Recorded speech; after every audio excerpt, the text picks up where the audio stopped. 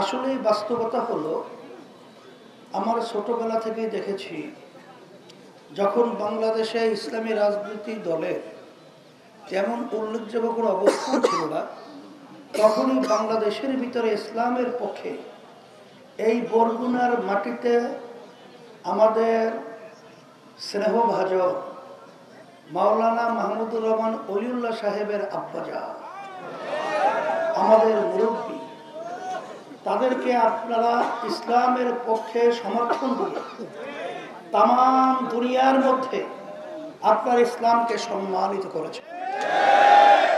তার ধারাবাহিকতা আমি আজকে বরগুনা আসার পরে আপনাদের আগ্রহ, উদ্বেগ, উদ্দীপনা, উপস্থিতি দেখে আমার মন বলছে আপনারা বিজয় হয়ে গেছেন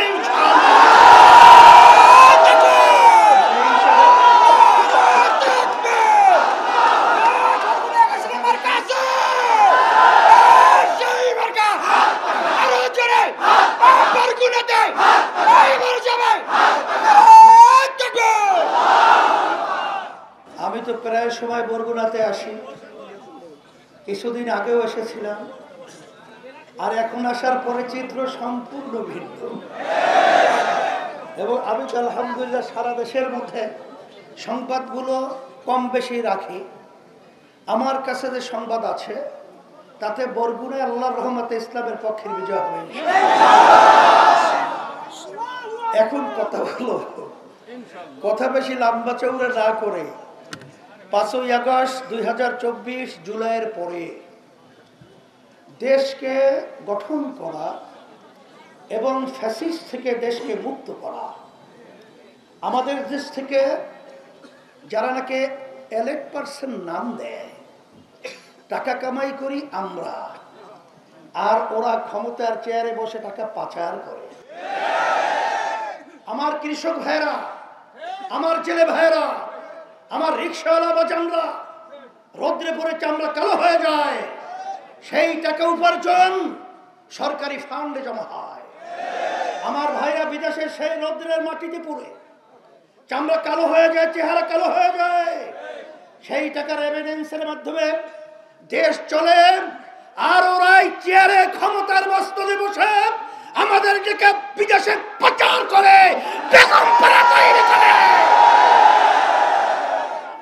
ওদেরকে বাংলার জমিন থেকে উৎখাত করতে হবে, ওদেরকে বঙ্গোপসাগরে নিক্ষেপ করতে হবে। আমরা যদি আবার ভুল করি বারবার, আর কতবার মায়ের সন্তান কোল হারা হবে। এখন আমাদের সেই কানে শব্দ, মা চিৎকার করে বলছে আমার সন্তান আমাকে কয়েকদিন পর্যন্ত মা বলে ডাক দেয়। সেই কান্না কতদিন শুনবো?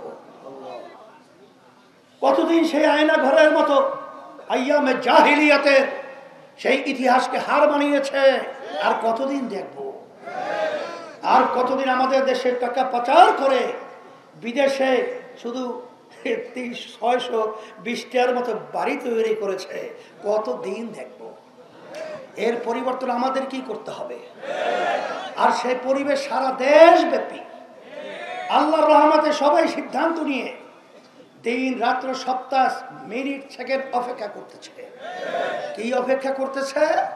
তারা আওয়ামী লীগ দেখেছে, বিএনপি দেখেছে, জাতীয় পার্টি দেখেছে, কিন্তু ইসলামকে দেখে নাই। এবার ইসলামকে ক্ষমতায় নেওয়ার জন্য তারা ওদের আগ্রহ নিয়ে রাত্র দিন কাটাচ্ছে, ইসলামের পক্ষে বাক্সে ভোট দেবে, ইসলামকে বিজয় করবে।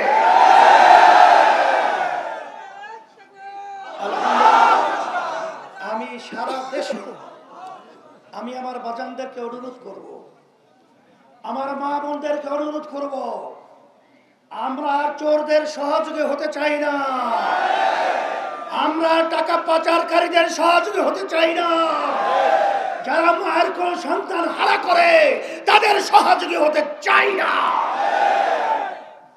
যারা বিদেশিদের দালালি করে আমাদের দেশকে জিম্মি করে বিদেশের সেই শিকল আমাদেরকে জড়িয়ে আটকায় ফেলে, আর তাদেরকে ক্ষমতায় দেখতে চাই না।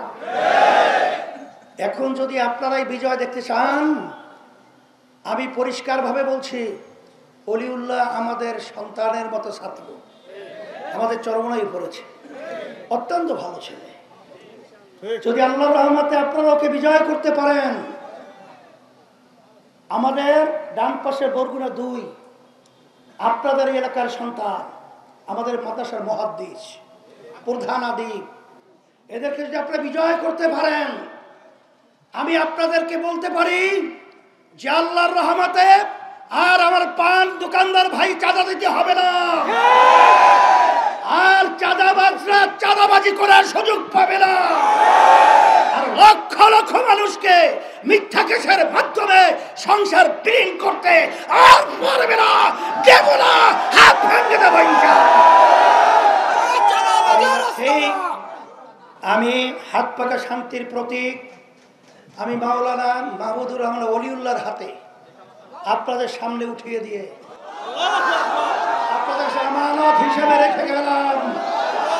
আল্লাহ যেন তাকে ইসলামের পক্ষে, হাত পাকা প্রতীকের পক্ষের এমপি হিসেবে কবুল করে নেয়।